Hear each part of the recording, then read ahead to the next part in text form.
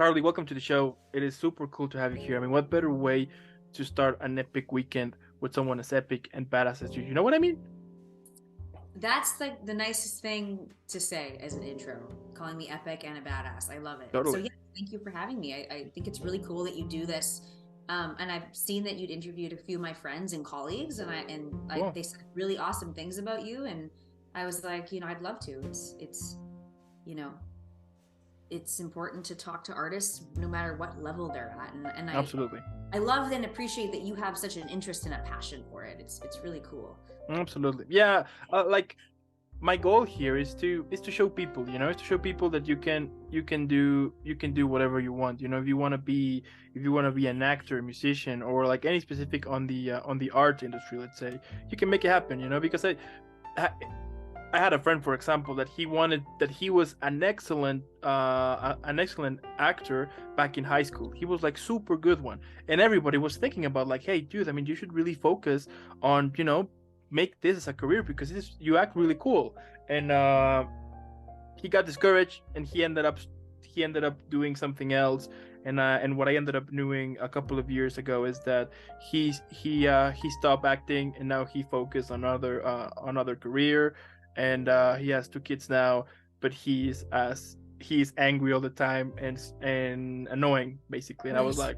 like, so after I hear that, I was thinking about it. I was like, yeah, then I mean, people should know that it doesn't matter where you're from or what's your language, or all of that. I mean, if you have a dream, you can make it happen. But of course, fun enough, whenever you want to do something, there's this huge amount of work that you need to put behind to it in order to make those baby steps, let's say. Hmm. Hmm. Yeah, and what a beautiful incentive to do a podcast is like I'm gonna talk to people who've decided they've made that choice and they've crossed that bridge of like that hardest part is deciding and like having that first initial like that first step. That's the hardest one when you're transitioning careers or you're deciding I want to start doing that thing that I've always thought of that I wanted to do but I was scared to do it. That the hardest part is that first step, and if you can do that, you're not guaranteed a career instantly. Sometimes that does happen, but you will be a lot happier, a hell of a lot Totally. happier in the long run. Yeah. Totally. And also, it's really cool whenever I see someone I interview on TV or in a film, I can say I know that person. So that's kind of a plus too. you know. Yeah. Fan fanboy. Yeah, that's pretty Fangirl. No, cool. I get that. Even when you work with people and you're like, oh, I'm working. Like I get bamboozled all the time by actors that I admire that have, you know, well, careers that are bigger than mine thus Mm. far. And it's I don't think you ever lose that, no matter what level you're Yeah, at. you don't. Yeah, you You know? don't. It happened. Like my first episode of this was with this actress that I'm a huge fan of. Her name is Paula Rhodes. Mhm. She did like the voice for the last two Resident Evil games. Like for the villains and stuff like that. And I'm a Right. huge I'm a huge fan of. So my first episode was with her, and I remember that as I was doing an interview, I was sweating. I was nervous. I was mixing up words, even though that the questions were in front of me and they were big enough for me to not make mistakes. I was still mixing up words and look all shaky. And yeah, it was horrible. I remember that at the end of it, I was just shaking, be like, okay, it was exciting. It was amazing, best feeling ever. But yeah, it was no. I need to either practice more or to like do some research here and there, because this is thrilling, basically. So yeah. I know the feeling. Yeah. Yeah, but you know let's go back in time a little bit now and tell me how your acting career started. Like, what triggered it? Well, I guess you could say I always acted. My dad had this, those sort of early 90s, late 80s home video cameras. Like they were massive. This Okay. was a Yeah. Hitachi. And I remember very vividly at like 3, this that he would pull the camera out sometimes. Mm. And it was like that was the best part of my week if the camera came out because he would show me the playback. Like he would either pop the cassette into the TV and show me, or I don't know if there's a playback on the camera at that point. But I Mm. remember being like 3 years old and doing things with camera, performing, and That's so then cool. all I wanted to do was see the playback. Like it was like the most exhilarating thing for me at that age. And so that was sort of my first acting experience that I can remember. Um, And then through grade school, I was in school plays, and I took theater classes, and I did film classes, and acting was just sort of always something I thought came easy. And it wasn't ever anything or something that I thought I would do as a career. Like, it just, for some reason, didn't cross my mind. Like, I just thought as a kid, this is a thing that I'm good at and that I enjoy doing. And then what I used to do was, like, I would get all the neighborhood kids and my friends rounded up. You know, I'd invite them all over, and I would basically make a short film, and I would cast them and direct them, and then usually cast myself as the lead, which is hilarious, and then direct these short films. And again, this wasn't anything that I thought, I'm going to do this. This was just something I did for years. And I'm also a director and an acting coach, and which I love acting. That's my first love, but the coaching and the directing, working in that way with actors, I found has opened up my acting a lot and been very rewarding in that aspect. So that was my first experience, in the sense of I just kind of did it. And then in my early 20s, more or less, like I think I was 21, 22. I had quit acting for a few years because it was in high school. It's not cool to be a theater kid, at least not in Canada. It's like, you're cool if you play hockey, and that's about it. Okay. The town I grew up in, it's like there was only a few things that would get you into the cool kid group, and that was one of them, and it certainly wasn't acting. Okay. So I stopped for a really long time, and I got into partying and went that route. But then I found this class in Vancouver when I was like 22, and it was like it was not like any acting class I had ever taken. It wasn't like a theater class, like community theater. It was like, these people were up there bearing their souls, going for it. And it was like this, I was watching this acting that was real, which I had never seen before, where it was so realistic. And I remember kind of being on the fence, being like, I don't know if this is what I want to do, but let's try it. And I was working on Romeo and Juliet, and it was like a really hard month. I remember it being a really advanced class. I was in way over my head. I had no idea. And then the last class, I remember it was kind of like it all landed, and we call it dropping in. It's like when you're in the pocket, when musicians talk about being in the pocket, or, you know, when an artist is just in flow, and you're in that place where you're kind of just, you're out of the way, and the thing is just coming through you. It's like you really are the vessel when that happens. And that happened to me. And that was the first time I had experienced that. And I was hooked. It was like, this was the best high I'd ever had. That was my deciding factor at like 22. Like, I think I want to study this, take it seriously, and possibly make it my career. And that's what I have been doing ever since the last. And here we are. Yeah, 12 years. That's cool. And was it something else you wanted to do back then? Like, something else was in your mind to be like, I want to do, I don't know, lawyer, doctor, something like that? It was never anything academic. It was always in the arts. Like, I wasn't sure. I thought I wanted to be a singer and study music, and I actually was studying music at the time. But acting kind of always came easier, and it was first, if that makes sense. Totally. Yeah. Okay. So I was sort of like experimenting with different performing arts at that time, and not really landing anywhere, and not feeling like it was working. And then that happened, and then I was like, oh, this makes sense, you know. That's amazing. And tell me, like, how you prepare a character. Now, of course, I understand that it depends on the role most of the times, but like, what are the first steps you usually do to start this journey, let's say, of creating a character? Well, immediately I read the text at least once. If it's a play, if it's a film script, I read the text, and I read all of it. I don't just read my own lines. I think a lot of actors will do that, is that they kind of just jump to their scenes, but I try to read the text like from everyone's point of view, so I can read it objectively. And you know, and then I go through the text, and then what I probably do next is, with my text analysis, is make it personal. So I will relate whatever the character is going through to either a personal experience of my own, or I'll draw on an imaginative scenario. I like using substitution and also imagination. I'm kind of all for all of it. I know some actors are like, I don't use substitution, I only do, you know, imagination. Personally, I'm kind of like, anything goes. I'll try it, and if it works on that day, great. So I'll do that. I'll make it personal. I'll do all that kind of text analysis, sort of grunt work. and then I will get it on its feet. So I will start talking it out. I will start placing myself in this scenario. Like I'll be in my bedroom acting it out, and I'll imagine who I'm with in that scene, and I'll play it out different ways. Like maybe I'll play it out the way it's written, which if it's a romantic comedy, it'll be funny and quirky, but then maybe I'll play it out with an accent or like something completely different to see what I can find. Totally. I'm definitely a fan of process and trying it different ways and seeing what I find through that.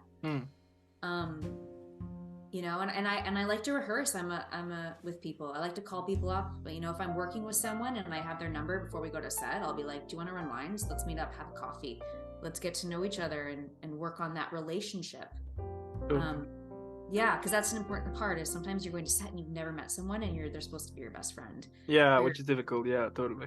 Right? Or you're supposed to be married for 10 years, and so yeah, if you can meet your colleagues beforehand, that's always, for me, that's always a plus.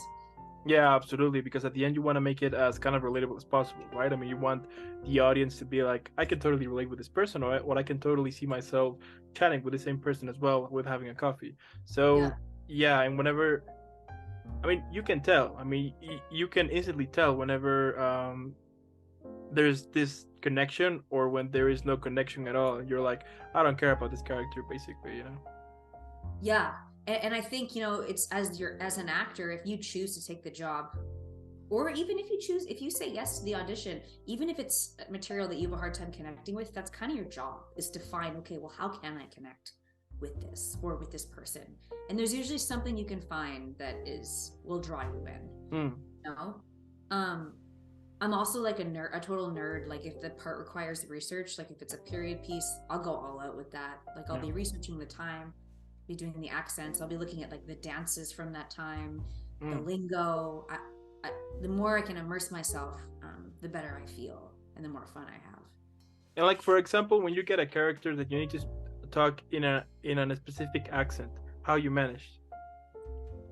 YouTube, baby. First thing I do is go to YouTube, and then a couple times, like one time it was for a video game, actually. I had to do a Northern English accent for an audition. Okay. Like kind of like Game of Thrones, the redhead. It was that kind of accent. She's Scottish, but I think she did something slightly different in the show. Yeah. Yeah, and you know, and then I hired a coach for that, because that was like, I had never worked on that before, and it's such a heavy accent that it can be difficult to do even just by ear. And then I did a play called Jerusalem. We did the Toronto premiere of this really famous modern play that Mark Rylance did in London's West End, and then it went to Broadway, and it's kind of what broke his career and made him super famous at like 50.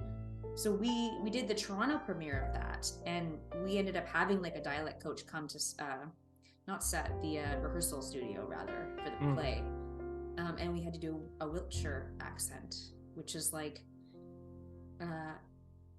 it's kind of like Eastern England, I believe, and watch me be wrong after I've said that, but it's, again, there's so many like different nuances in an English accent. You don't just have Cockney or super posh, you have like all the different regions, and so we really had to dive into that one little region, which was just a small town, and they have their own way of talking there. So that was a really cool experience to be able to learn that. Absolutely. Yeah, I mean, there are sometimes so many accents that you're just like, what the hell, you know, like I need to really learn a lot to make that happen. Yeah, totally. And like, has it ever happened to you that you got this character that it took you the most to prepare it, like this character in which you were like struggling the most to make it, basically? Yeah, that's a good question. I would say the one most recently that I put in a lot of work in the prep was a Western thrasher, and I won't say the name because I'll give away the ending then. But basically, my husband is working with low-level gangsters, and I'm pregnant, and it's really, kind of a harsh movie. But basically, I'm forced to kill him in the end. It's either like, either it's going to be you kill him or kill you and your baby, and it's horrific. And so I had to rehearse this in my room. I went through this scenario, you know, every day I would play it out and I would act it out and I'd be like, what would it actually be like to have to kill my partner? And so I would say that was pretty dark. And so I wasn't sure. I was nervous. I'm like, am I going to be able to get this when I go to set? Like, this is clearly something I can't relate to, right? Totally. But, you know, I did all my prep work and I'm like in my room, like imagining my partner beside me. It's dark. Like, you have to go to these places as an actor. Totally. Yeah. And trying, and what I did was I tried different songs. Like, I even would do it to certain songs that would evoke an emotional thing in me, like almost like a backtrack to my rehearsal. And I found that helped too. You know, anything that you can put in your toolbox that affects you emotionally, use. I'm all for that. And then I went to set the day of, and I was like in the car. It was like, I shot this movie in Ottawa, which is, if you don't know that part of Canada, like, it's cold in the winter, like -40 with wind chill, and it's like, you know, and I'm in this outfit, and I'm not even wearing winter boots because the character is not, she's supposed to be like come from poverty basically. And we shot this scene at like dusk, and I got to fire a blank. We had like an advisor on set, like a military guy that was like showing us like, okay, well, this is how you're gonna fire it and this is how it works. And I remember it was so cold that I couldn't even cock the gun. Like, the gun was so big that I couldn't, you know, and I was so nervous, and I was doing the prep work in the car, like waiting to go to set because we were out in the country. And then as soon as they yelled action, it was just like boom, and the thing came through me. And even though it was such a horrific scene, it was actually such a fun experience, because as an actor, that's exhilarating. Yeah, absolutely. For the most part, in my experience, to be able to express such emotion publicly and on, you know, it live. And we did it multiple times. We had to do it like, you know, 10-15 times over, and it's exhausting sometimes, but it felt great after. It wasn't like I left that being like, oh, I'm now really depressed. It was the opposite. It was almost like I put that energy into something constructive. I just allowed myself to be the vessel, and then it was great. It was, you know. Yeah. It was a long-winded answer. Sorry. And like how you managed to break character, you know, whenever you got like those heavy emotion ones, like how you managed to, when they say cut, to be like, okay, I'm good. Like does that apply for you, or you just need to take like a minute or two to be like, give me just 1 second and I'll be right back? You know, it depends. Like with that one, I think I'm practiced enough in that I'm able to drop it. When I was younger, there's certain roles that I'd worked on, even in acting intensives, that were quite vulnerable and in a different way. Like more, I remember there's a play that I worked on called The Wool Gatherer, and the character is quite insecure and she's emotionally unstable. And I actually found that one harder to drop, because I remember I went so deep in my process with it that I kind of was living in it for those couple weeks. I wasn't able to leave it in the classroom, whereas now that I'm older, I think I've gotten better at taking it off and leaving it at work or in the studio when I'm rehearsing something. So it depends. It depends on the chemistry of who you're working with. It depends on the director. There's certain elements that, you know, on some jobs you'll go in, you'll do the job, they'll be like, that was awesome, it was great.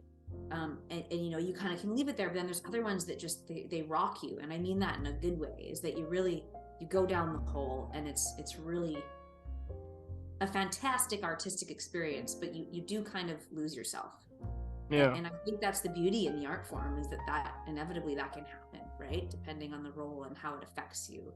Yeah, absolutely. I mean, and we have seen it also in this huge blockbuster film. Sometimes when whatever there is like this deep character that sometimes will affect the actor later on. You know, we have seen it like so many times, and yeah, it's I would assume that it's challenging. I mean, it's difficult for you to separate whenever when you apply so many effort and so many emotions to create it, to be able to just put that away. I mean, I would assume that sometimes it's hard, right? Yeah, I mean, I would say, like, I think method acting gets a bad rap. I think to each his own, whatever technique works for you. Like, I know when people think of method, they usually associate it to Heath Ledger and like what happened to him after the Joker. But like, the truth is, like, we don't know what other, you know, he was an amazing actor, but we don't know what was going on in his life, right? Totally. We can't assume those things. But I'm all for like self-care and mental health, especially in as an artist in a career where you're dealing with so much rejection. Mm. Is that you do really have to work harder to take care of yourself. um I'm speaking for myself, and I Yeah, no, think generally absolutely. my friends that I, kind of, it goes with the territories that you've signed on for this career that's going to have crazy highs and crazy lows, which I kind of, we wouldn't have it any other way, really.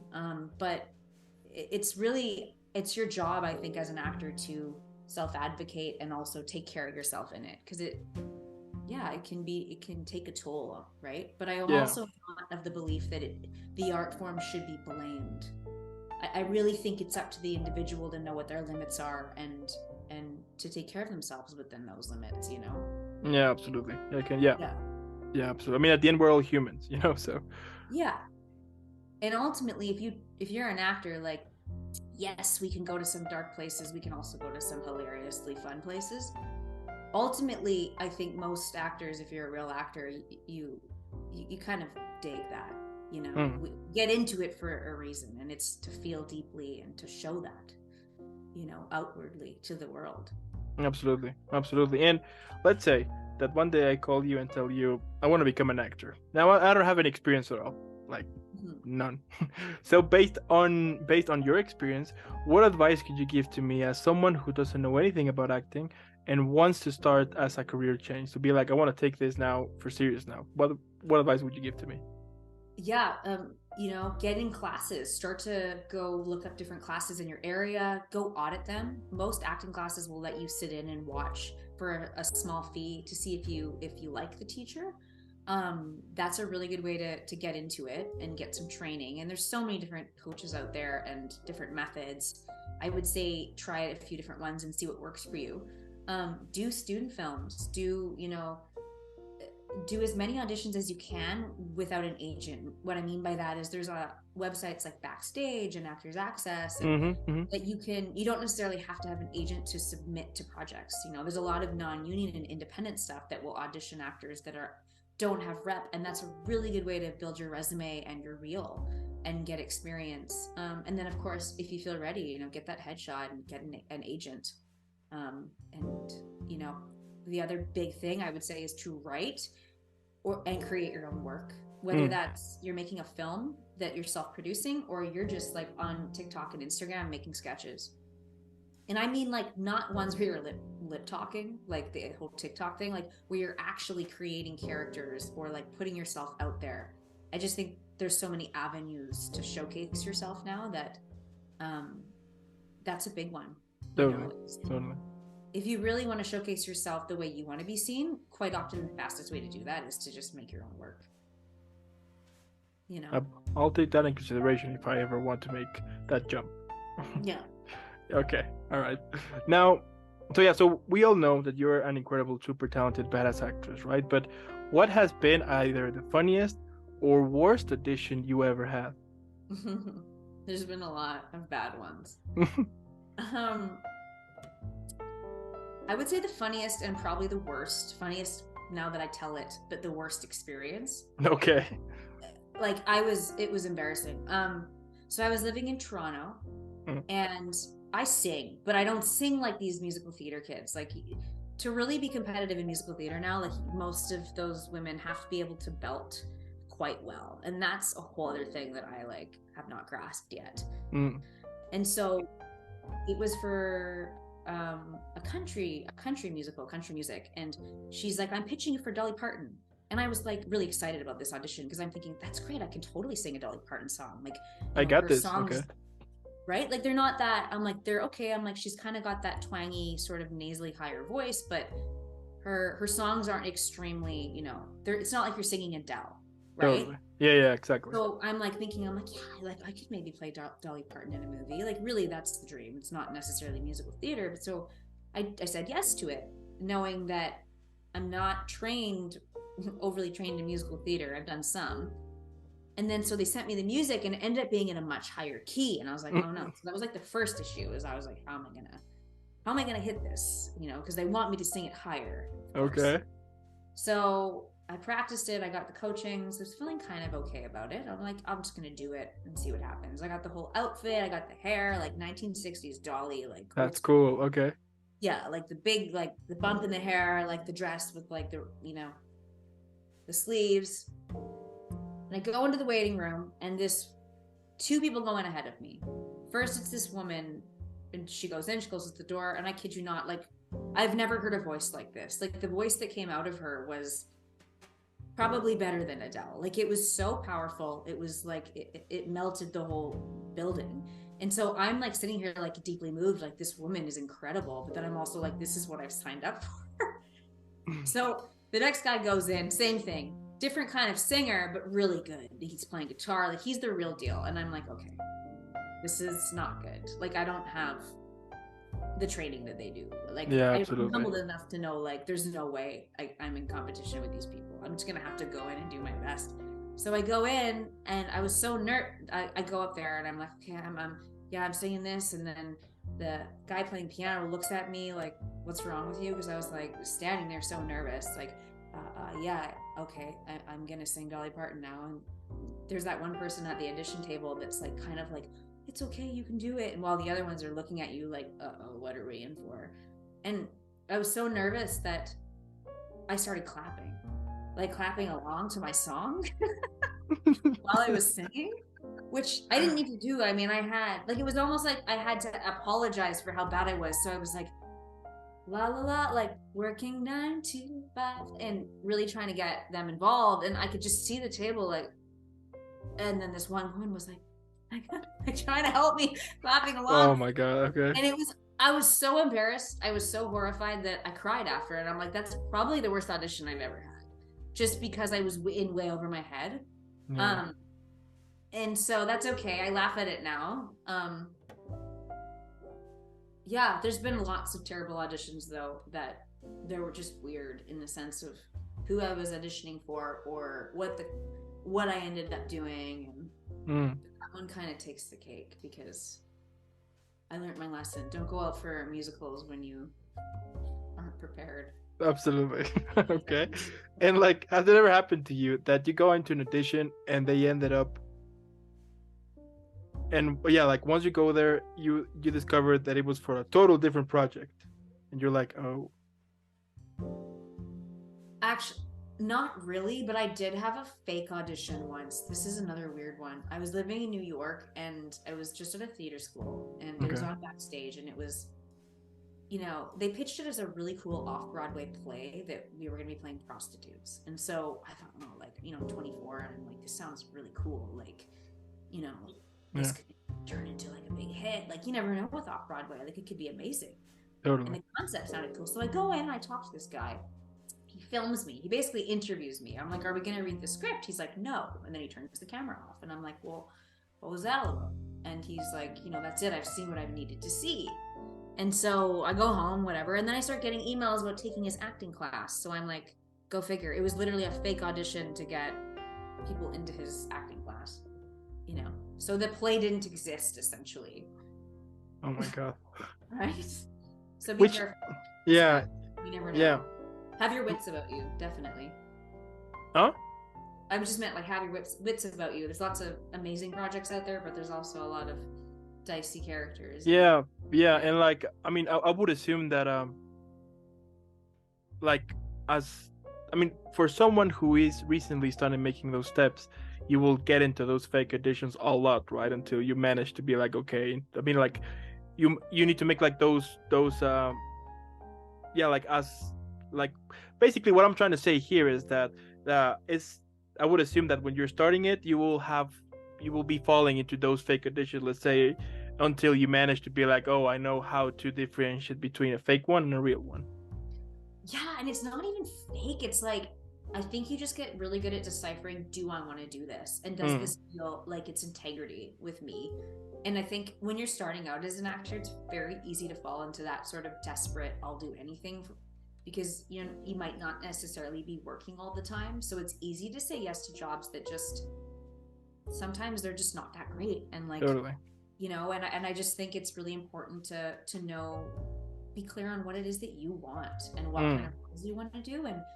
And if you're gauging that a project is funky or that something's off, don't do it. You know, you're allowed to say no. And I think I did a lot of projects where I felt like I couldn't say no because I felt like I had to do them for the experience in the beginning. Whereas now I don't have a problem being like, I don't want to do this, or I don't want to tape this audition because it's not really what I want. You know? And I think you have to get to that point. You have to sort of go through that experience to learn how to navigate it. But you know your worth is basically it. Be humble, but know your worth. You don't have to say yes to things you don't want to do. Yeah.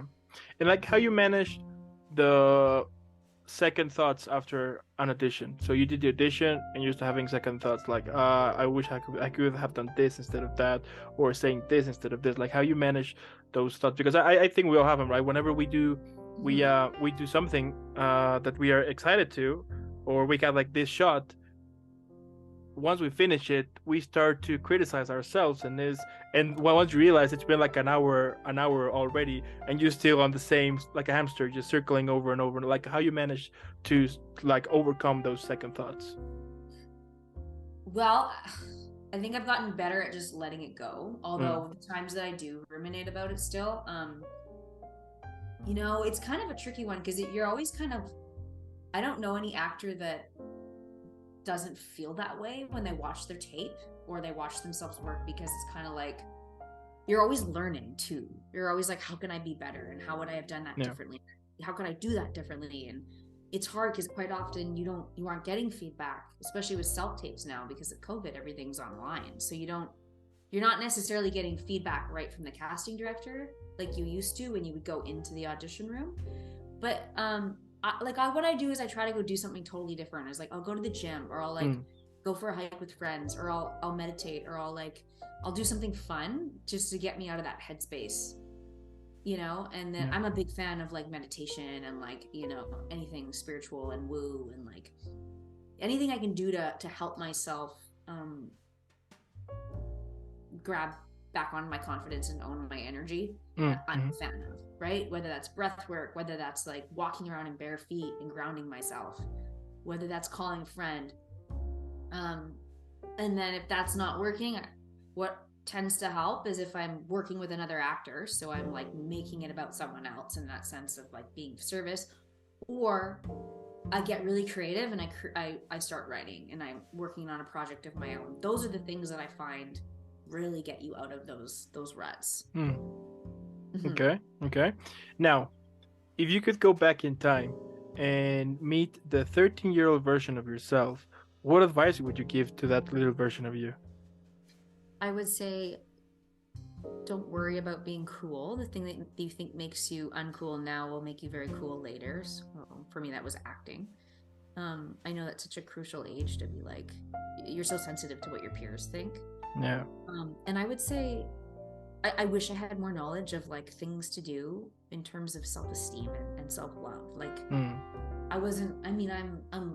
older millennial, so we didn't really know about like affirmations and like therapy. Like even, you know, 20 years ago, 25 years ago, people weren't talking about that, right? So I kind of wish I had some of those tools at a younger age, like mirror work or affirmations, you know, and I wish I had more opportunity in the town I grew up in for the arts. That's one thing I didn't have a connection to. Like we had some classes, but we didn't really have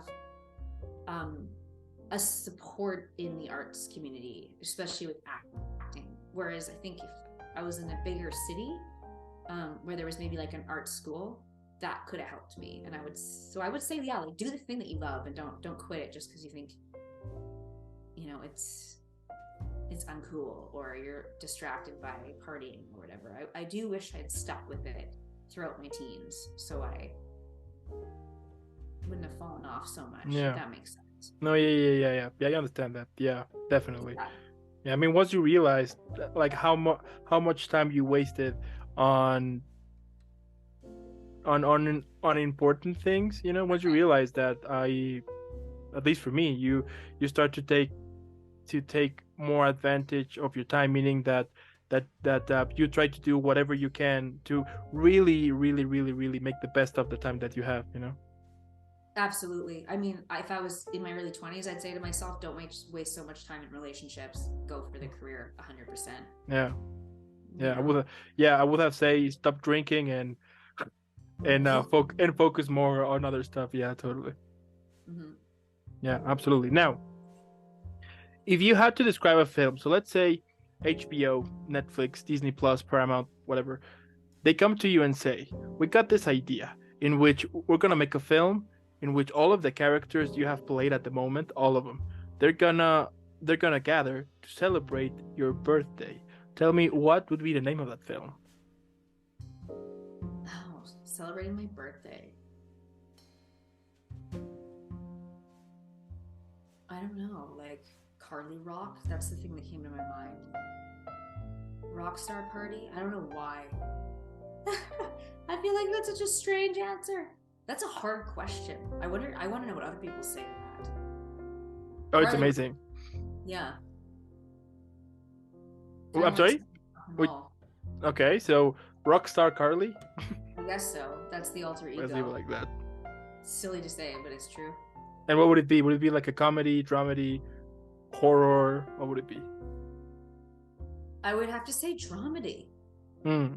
Just with that name, kind of feels like there could be some elements of underbelly there.